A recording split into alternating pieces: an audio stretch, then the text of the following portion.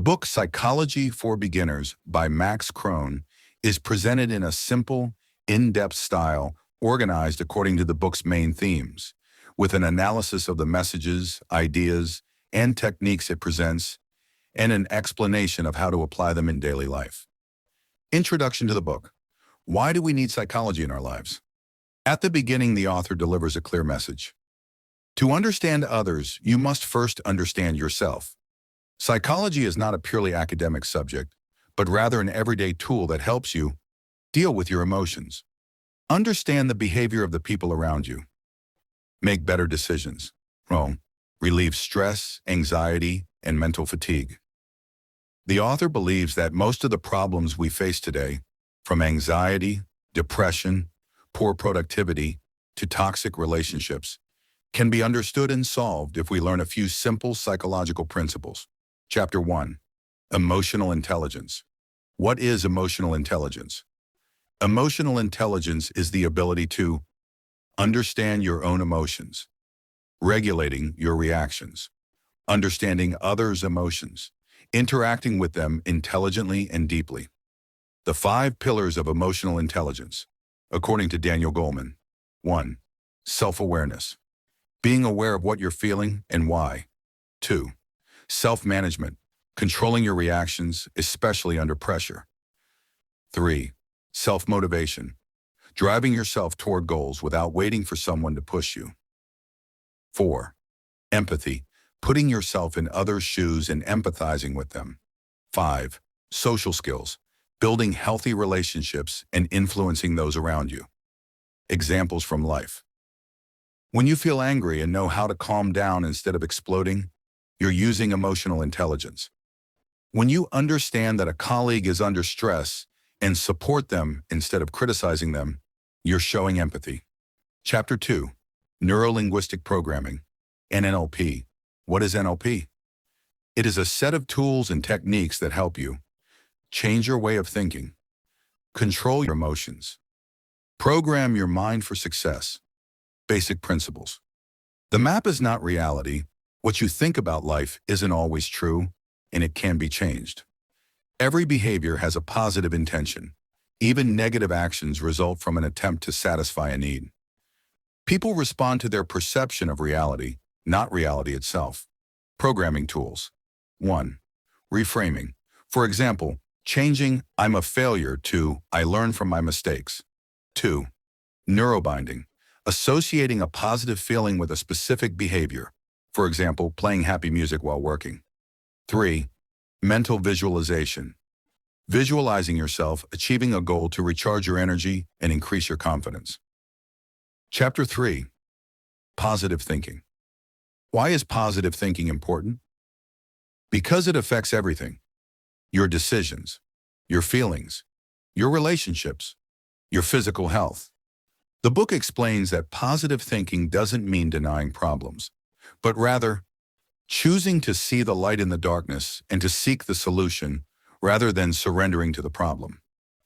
Practical exercises. Gratitude journal. Every day, write down 3 things you are grateful for. Countering negative thoughts. Ask yourself, is this thought true? Is it serving me? Positive mindset. Choose who you keep company with, what you watch, and what you read. Chapter 4. Stop overthinking. What is overthinking? It is thinking about the same thing over and over again without results, leading to mental fatigue, distraction, delayed decision-making. How to stop it? 1. Set a time to think, for example, 10 minutes a day, then stop. 2. Write down your thoughts. On paper, thoughts seem clearer and less threatening. 3. Face the worst. Ask yourself, what's the worst that could happen? Is it really that dangerous? 4. Act now. Stop thinking and start taking action. Chapter 5.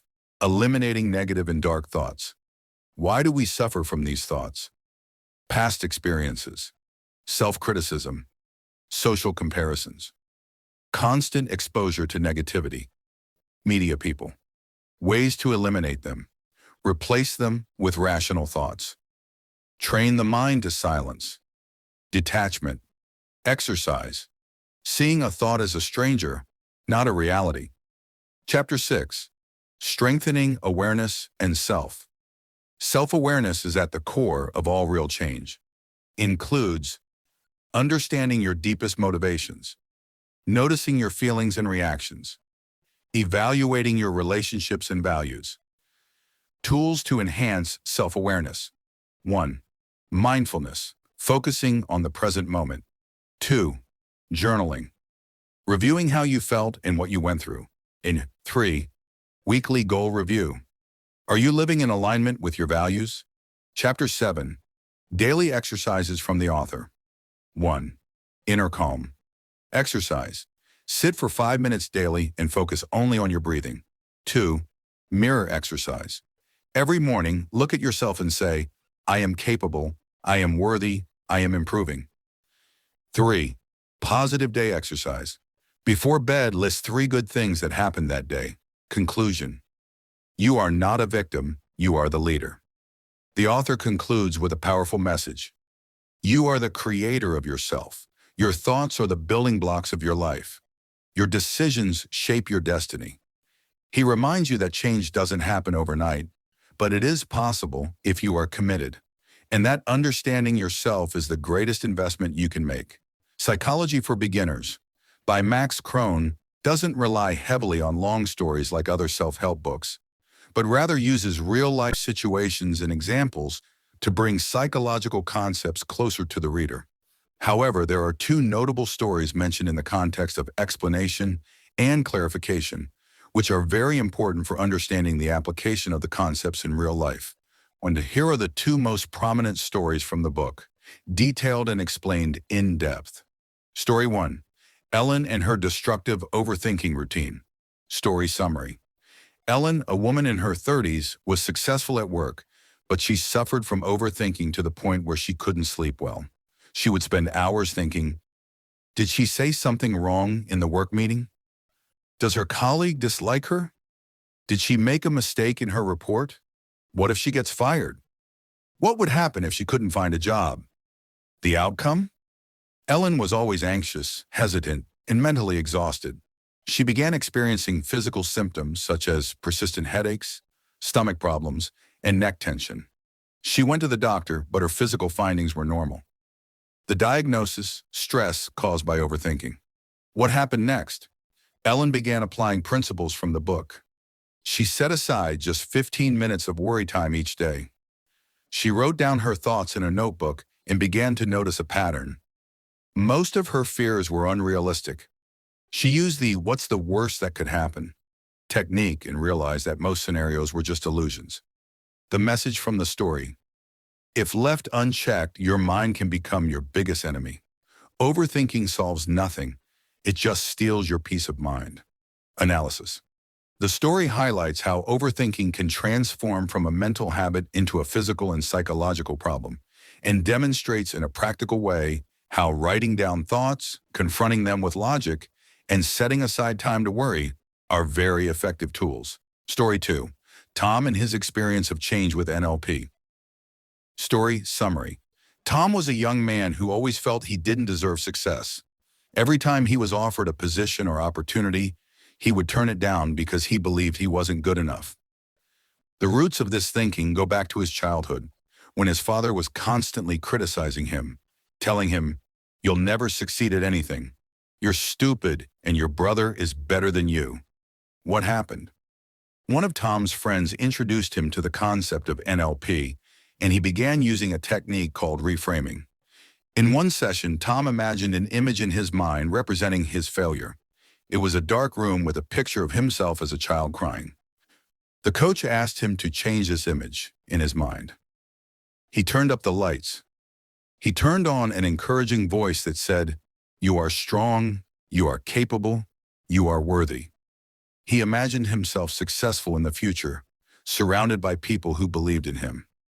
After several iterations, his inner feelings changed. He became more daring. He began applying for new jobs and was accepted into a project he previously thought was bigger than him. The message of the story: the past cannot be changed, but the way we see it can change, and thus our present and future. Analysis. The story demonstrates the tremendous power of mental visualization and belief reprogramming, and how most negative thoughts about the self are not facts, but rather old programming that can be changed through powerful tools like NLP.